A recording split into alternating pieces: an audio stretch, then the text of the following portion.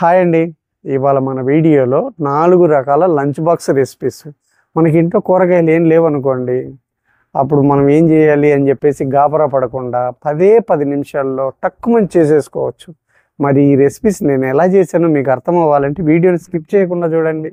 ఈ వీడియో కనుక మీకు నచ్చినట్లయితే ఒక లైక్ చేయండి. ఇంకెందుకండి ఆలస్యం, రండి రెసిపీ చేసేద్దాం. ఇప్పుడు మన జీరా రైస్కి 2 టేబుల్ స్పూన్లు నెయ్యి వేసుకుందాం. నెయ్యి వేడైందండి. ఇందులో కొద్దిగా నేను వెల్లుల్లి రెబ్బలు వేస్తున్నాను. మీకు కావాలంటే వేసుకోవచ్చు, లేదంటే స్కిప్ చేసేయచ్చు. ఇప్పుడు ఈ వెల్లుల్లి రెబ్బలు వేసిన వెంటనే 1 టేబుల్ స్పూను జీరా కూడా వేస్తున్నాను. అలాగే 4 ఎండుమిర్చి ముక్కలు, 2 రెబ్బలు కరివేపాకు,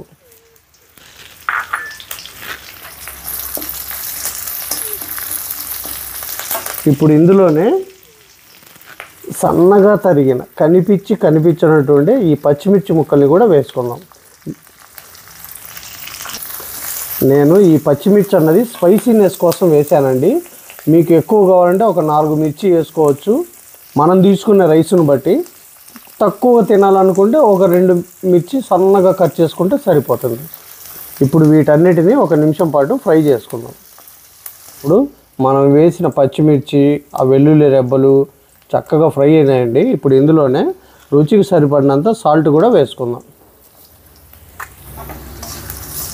ఈ ప్రాసెస్ అంతా కూడా మనం స్టవ్ని లో ఫ్లేమ్లో పెట్టుకొని చేసుకుంటేనే చక్కగా వేగుతాయన్నమాట. లేదంటే మనం వేసిన జీరా కానీ వెల్లుల్లి కానీ మాడిపోతాయి, ఆ ఫ్లేవరే మారిపోతుంది.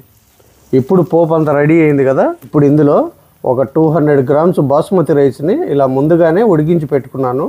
మీరు మామూలుగా ఉంటే రెగ్యులర్ రైస్తో కూడా చేసుకోవచ్చు. ఇప్పుడు ఇది వేసేసుకుందాం. మిగిలిన అన్నంత కూడా చేసుకోవచ్చు అండి. ఇప్పుడు స్టవ్ని హై ఫ్లేమ్లో పెట్టుకొని స్పీడ్గా టాస్ చేసుకుందాం.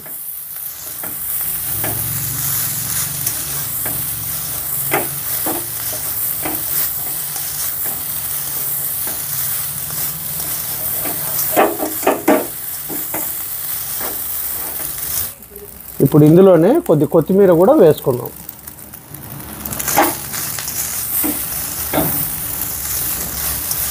ఇలా స్పీడ్గా టాస్ చేసుకుంటేనే మనం వేసిన జీలకర్ర ఫ్లేవర్ కానీ ఆ వెల్లుల్లి ఫ్లేవర్ కానీ రైస్కు పట్టి తినడానికి కమ్మటి రుచి ఉంటుందన్నమాట.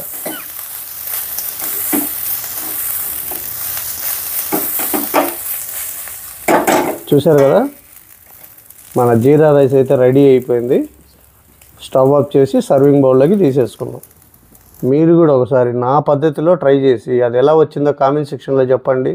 ఈ వీడియో కనుక మీకు నచ్చినట్లయితే ఒక లైక్ చేయండి, షేర్ చేయండి, మన ఛానల్ని సబ్స్క్రైబ్ చేసుకోండి. మళ్ళీ రేపు ఒక మంచి రెసిపీతో మీ ముందుకు వస్తాను. Thank you all.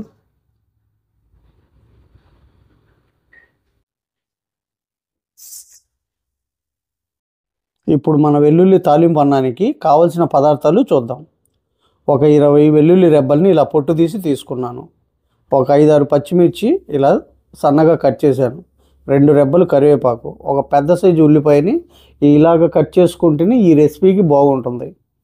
1 table spoon కారం, 3 టేబుల్ స్పూన్లు నెయ్యి, రుచికి సరిపడినంత సాల్టు, ఆవాలు, 20 గ్రాములు జీడిపప్పు, జీలకర్ర, ఒక చిన్న సైజు నిమ్మకాయ, చిటికెడు పసుపు, కొత్తిమీర. నేను 300 గ్రామ్స్ రెగ్యులర్ రైస్ని ఇలా ఉడికించి చల్లార్చి తీసుకున్నానండి. మీరు ఒకవేళ నైట్ రైస్ మిగిలినా కూడా ఈ రెసిపీ చేసేసుకోవచ్చు. చాలా కమ్మగా ఉంటుంది. మధ్యాహ్నం పూట కూరగాయలు ఏమీ లేవనుకోండి, అయ్యో లంచ్ బాక్స్ ఎలాగా అని మీరు ఇబ్బంది పడాల్సిన పనే లేదు. టక్మని 10 నిమిషాల్లో ఇలాగ వెల్లుల్లి తాలింపు అన్నం చేసి లంచ్ బాక్స్ ప్రిపేర్ చేసేయచ్చు. రండి, ఇంకెందుకు ఆలస్యం, వీడియోలోకి వెళ్ళి రెసిపీ చేసేద్దాం. ఇప్పుడు ఒక మిక్సీ జార్ తీసుకొని ఈ వెల్లుల్లి రెబ్బల్ని వేసుకుందాం. అలాగే రుచికి సరిపడినంత సాల్ట్, కారం,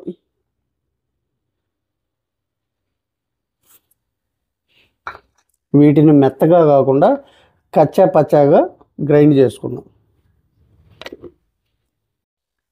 ఇప్పుడు స్టవ్ మీద మూకుడు పెట్టుకొని 3 టేబుల్ స్పూన్లు నెయ్యి. నెయ్యి వేడైందండి. ఒక అర టీ స్పూను ఆవాలు, ఒక టీ స్పూను జీలకర్ర, ఇప్పుడు 2 రెబ్బలు కరివేపాకు, తరిగిన ఉల్లిపాయ ముక్కలు, తరిగిన పచ్చిమిర్చి ముక్కలు, ఓ చిటికెడు పసుపు. ఈ ఉల్లిపాయ ముక్కల్ని పచ్చిమిర్చి ముక్కల్ని ఫ్రై చేసుకోవక్కర్లేదండి, కొద్దిగా మెత్తబడితే సరిపోతుంది. ఉల్లిపాయ ఈ రకంగా మెత్తబడితే సరిపోతుంది. ఇప్పుడు ఇందులో మనం ముందుగానే ప్రిపేర్ చేసి పెట్టుకున్న ఈ వెల్లుల్లి కారాన్ని వేసుకుందాం. ఈ వెల్లుల్లి కారం పచ్చివాసన పోయేంత వరకు ఫ్రై చేసుకుందాం.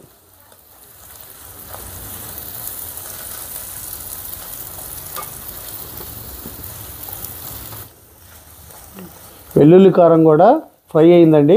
ఇప్పుడు ఇందులో మనం ముందుగానే ప్రిపేర్ చేసి పెట్టుకున్న రైస్ వేసేసుకుందాం.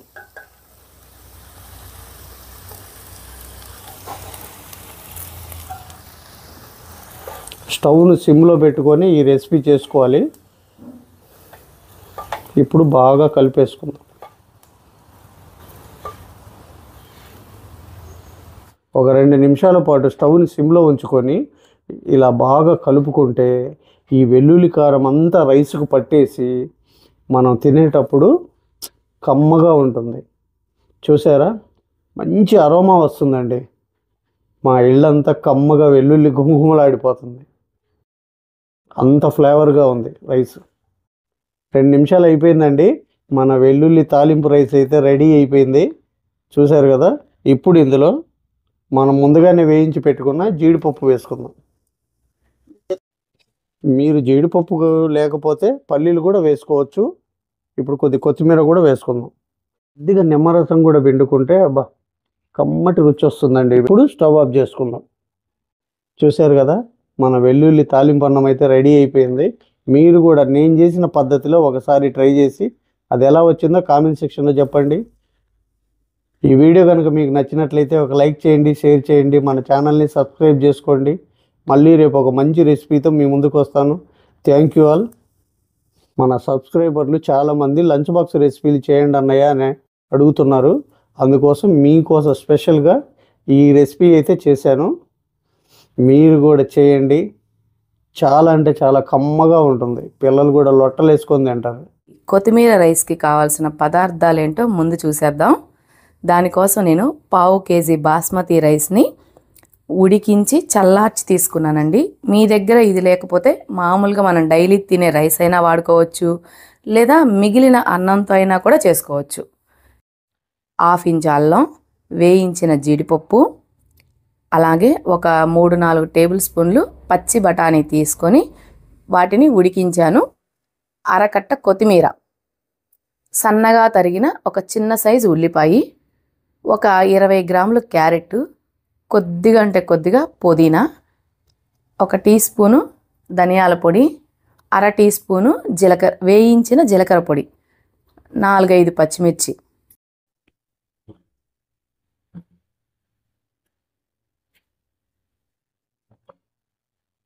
Tea spoon salt. ఇప్పుడు దీన్ని గ్రైండ్ చేసుకుందాం.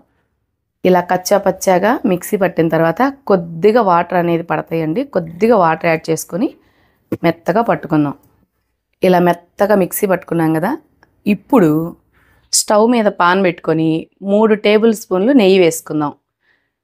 మీ దగ్గర బటర్ ఉంటే బటర్ కూడా వేసుకోండి, ఏదైనా కానీ బాగుంటుంది. ఆయిల్ అయితే మాత్రం అంత బాగోదండి. నెయ్యి వేడైందండి. ఇప్పుడు ఇందులో అర టీ స్పూన్ జీలకర్ర,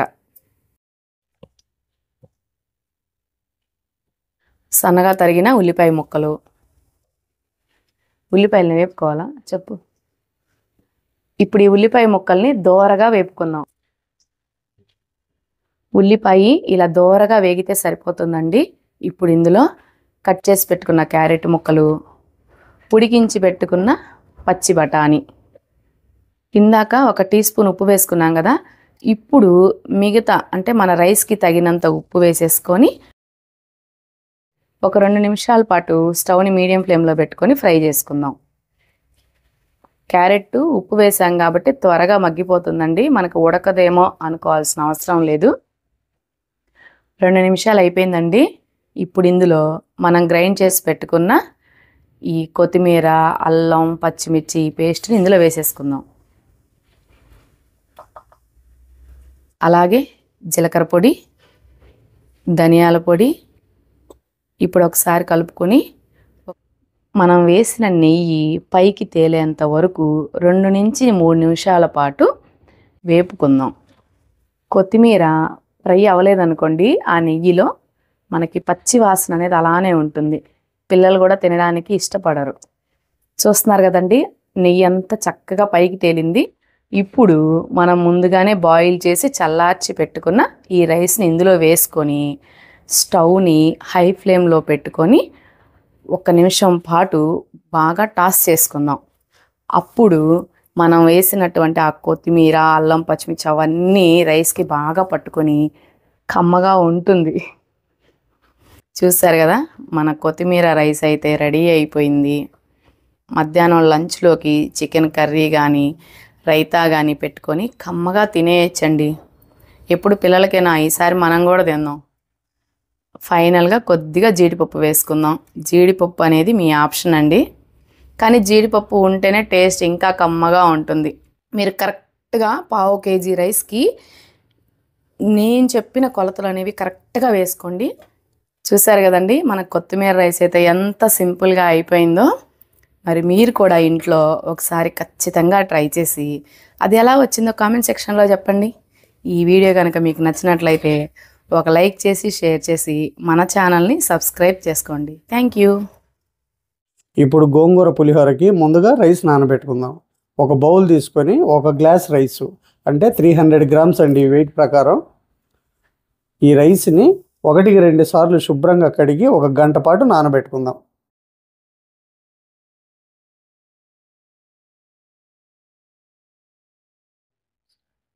గంట సేపు ఇలా నానబెట్టుకున్నాం కదా. ఇప్పుడు రైస్లోని నీళ్ళన్నీ వార్చేసి ఇప్పుడు కుక్కర్ గిన్నెలోకి తీసుకుందాం. ఇలా తీసుకున్నాం కదా, 1 గ్లాస్ రైస్కి 1.5 గ్లాసున్నర ఎసరు పోసుకుందాం. ఇప్పుడు మనం తీసుకున్న ఈ రైస్కు సరిపడేంత ఉప్పు వేసుకుందాం. నేను తీసుకున్న రైస్కి 1/2 టేబుల్ స్పూన్ ఉప్పు వేసానండి. మీరు తినగలిగినంత వేసుకోండి. ఇప్పుడు దీంట్లో 1/2 టీ స్పూన్ పసుపు. ఇప్పుడు రైస్ని ఉడికించుకుందాం. రైస్ ఉడికిన తర్వాత ఇలా పూర్తిగా చల్లారబెట్టానండి. ఇప్పుడు ఈ రైస్ని పక్కన పెట్టుకొని ఇప్పుడు స్టవ్ మీద ఒక పాన్ పెట్టుకొని 1/2 టీ స్పూన్ మెంతులు, 1 టేబుల్ స్పూను ఆవాలు. ఇప్పుడు స్టవ్ని సిమ్లో పెట్టుకొని ఈ మెంతులు ఆవాల్ని ఎర్రగా వేపుకుందాం. పొరపాటున మెంతులు ఎర్రగా వేయకపోతే మన గోంగూర పులిహోర మొత్తం చేదొస్తుంది. మీరు జాగ్రత్తగా వేపుకోవాలి. అలాగని మీరు హైలో పెట్టి వేపారనుకోండి, మెంతులు ఆవాలు మాడిపోయినా చేదొస్తుంది. అందుకు కాబట్టి కొద్దిగా నిదానమైనా పర్లేదు, స్టవ్ని లో ఫ్లేమ్లోనే పెట్టుకొని ఎర్రగా వేపుకోండి. ఇలా వేపుకున్నాం కదండి. ఇప్పుడు ఇందులో ఒక 10 ఎండుమిర్చి, వీటిని కూడా 1 నిమిషం పాటు వేపుకుందాం. మెంతులు, ఆవాలు, ఎండుమిర్చి వేగేయండి. ఇప్పుడు స్టవ్ ఆఫ్ చేసుకొని వీటిని పూర్తిగా చల్లారిన తర్వాత మిక్సీలో వేసి మెత్తగా పొడి చేసుకుందాం. ఇప్పుడు స్టవ్ మీద కళాయి పెట్టుకొని 2 టేబుల్ స్పూన్లు ఆయిల్ వేసుకుందాం. 2 కట్టల గోంగూర అండి, శుభ్రంగా కడిగి నీళ్ళన్నీ వార్చేసి తీసుకున్నాను. ఇప్పుడు ఈ గోంగూరని వేసుకుందాం. ఇక్కడ 2 కట్టల గోంగూర 2 గుప్పిళ్ళు అయిందండి. ఈ 2 గుప్పిళ్ళ గోంగూర వేసుకుందాం.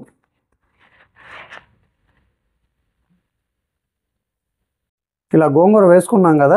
ఇప్పుడు స్టవ్ని మీడియం ఫ్లేమ్లోకి మార్చుకొని మధ్య మధ్యలో కలుపుకుంటూ గోంగూరని మెత్తగా ఉడికించుకుందాం.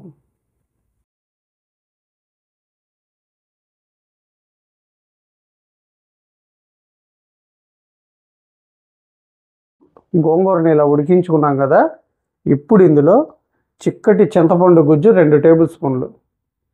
మీరు ఒకవేళ నాటు గోంగూర తీసుకుంటే పులుపు ఎక్కువగా ఉంటుంది కాబట్టి 1 టేబుల్ స్పూన్ చింతపండు పులుసు వేసుకోండి, సరిపోతుంది. నేను తీసుకున్న గోంగూర పులుపు తక్కువగా ఉంది కాబట్టి నేను 2 టేబుల్ స్పూన్లు వేశాను. ఇలా కలుపుకున్నాం కదా. ఇప్పుడు ఈ గోంగూరలో నుంచి ఆయిల్ పైకి వచ్చేంత వరకు ఉడికించుకుందాం. చూసారు కదా, గోంగూరలో ఇలా ఆయిల్ అంతా పైకి వచ్చింది కదా. ఇప్పుడు మనం ముందుగానే ప్రిపేర్ చేసి పెట్టుకున్న ఈ ఎండుమిర్చి, ఆవాలు, మెంతి పొడిని వేసుకుందాం. ఇప్పుడు దీన్ని ఒకసారి కలిపేసి స్టవ్ని లో ఫ్లేమ్లో పెట్టుకొని ఒక 2 నిమిషాల పాటు బాగా ఫ్రై చేసుకుందాం. 2 నిమిషాలు అయిపోయిందండి. ఇప్పుడు స్టవ్ ఆఫ్ చేసుకొని ఇది చల్లారిన తర్వాత మిక్సీలో వేసి జస్ట్ ఒకసారి అలా తిప్పి వదిలేద్దాం. గోంగూర చల్లారిందండి. మనం ముందుగానే రైస్ ఉడికించేటప్పుడు ఉప్పు వేసుకున్నాం కదా. ఇప్పుడు ఈ గోంగూరకు తగినంత ఉప్పు వేసుకుందాం. ఇప్పుడు ఈ గోంగూరలో 1/2 టేబుల్ స్పూన్ ఉప్పు వేస్తున్నాం. ఇప్పుడు ఒకసారి అలా మెల్లిగా తిప్పి వదిలేద్దామండి. మరీ మెత్తగా చేసుకుంటే మనకు బాగోదు.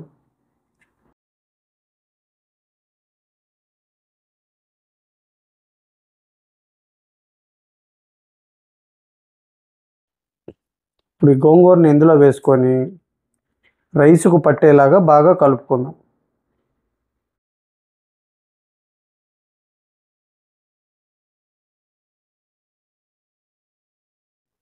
ఇలా కలుపుకున్నాం కదండి.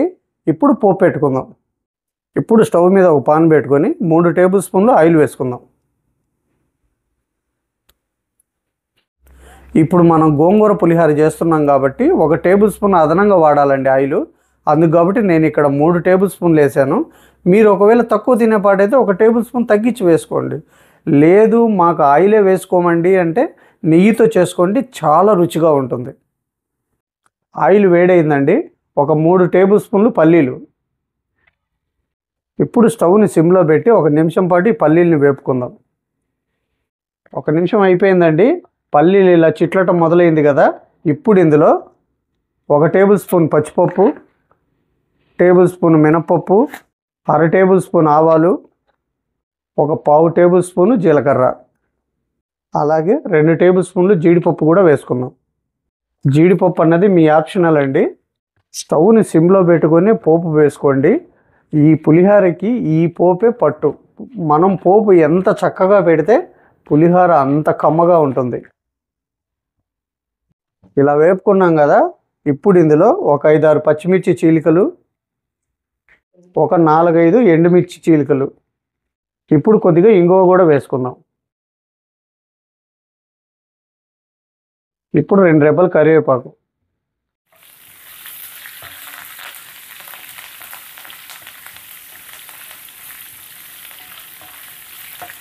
పచ్చిమిర్చి అన్నది మరీ పూర్తిగా వేగక్కర్లేదండి.